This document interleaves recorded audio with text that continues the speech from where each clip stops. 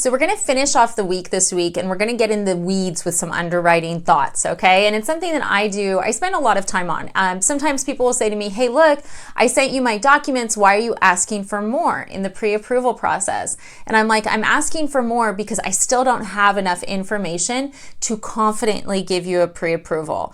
And I am so neurotic with my pre-approvals at this point. And the reason is that if you get in a contract and I've missed something on the front, you could lose money on your appraisal, you could lose money on your inspections, et cetera, et cetera. So myself and my team try to be as thorough as possible up front. Now, there's something I've seen happen quite a bit this year, and I wanted to bring it to your guys' attention so that you know what to keep an eye out for yourself, but also why a lender may be asking for more information. So this is underwriting in the weeds. Okay, income. So I have seen W-2s, pay stubs, all this. We always ask for this information. We need to see your W-2s, we need to see your pay stubs, and I ask people on the phone as well, okay, do you get a salary? Yes or no? Do you get paid hourly? How do you get paid? And the bottom line is that the application, the pay stubs, the W-2s all need to match. Okay. Now, if I'm looking at it and I go, well, wait, he said he has a salary of 160, but he's only made 80 year to date and it's November. What am I missing? Did he get a raise recently? What happened? What changed? Right? And sometimes we can't solve it. So for instance, I had a situation recently where the employer wrote a letter stating that the employee was going to get a specific amount of hours. Let's say in this case 50, okay, because I'm not going to give you exact parameters, but they said that the borrower would get 50 hours a week and they would get paid a total of XYZ per year. And we looked at the pay stubs and we're like, well, but this makes no sense.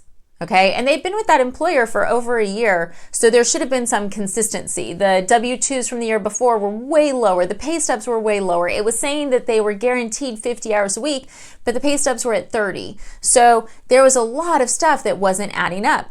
And in situations like that, we're always going to go as conservative as possible.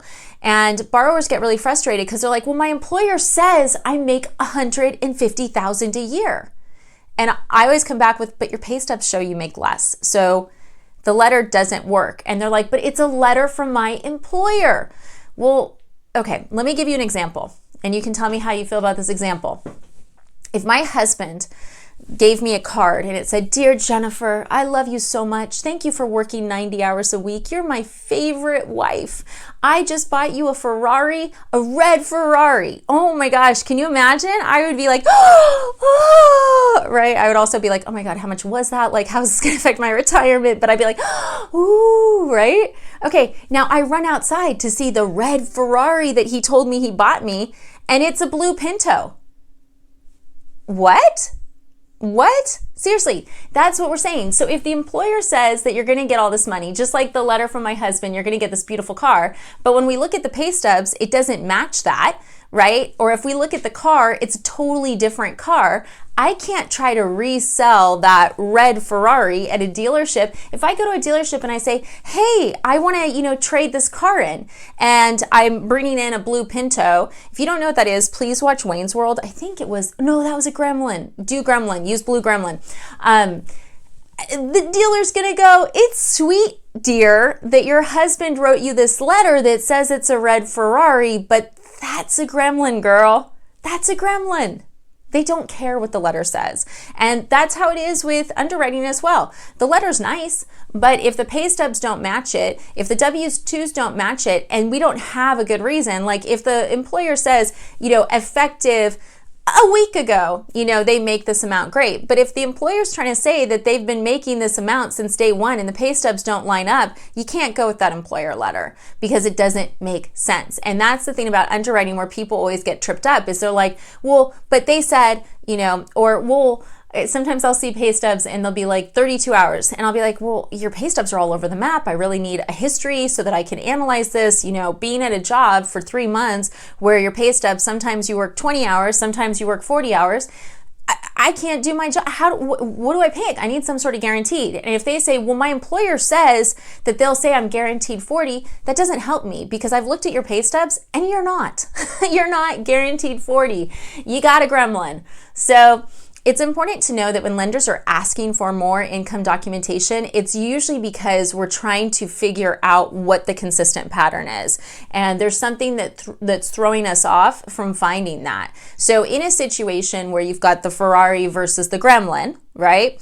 What would we do as a lender? Well, we're going to qualify you off the gremlin. We're not going to qualify you off the letter saying it's a Ferrari unless the letter says, dear sweetheart, it comes next week.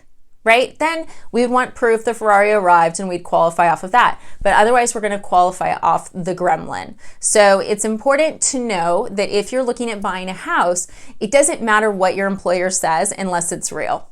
So your pay stubs are critical. If you got a raise, fantastic. We just have to document when it kicked in. We're going to need to see it. If it's going to kick in the middle of escrow, cool. I want a letter from your employer stating that. Everything has to match up. If it doesn't match up, we're going to go with worst case scenario because that's what we're required to do. Part of the ability to repay guidelines are that we go with worst case scenario in many circumstances. And in the situation where the income's not matching up, we're not going to go with the highest. We're going to go with what you actually got paid. So I hope this has been helpful. As always, licensed in 43 states, and I just did the continuing education for most of them, so 9,000 hours later. And myself and my team would love to help you out. Thanks for watching.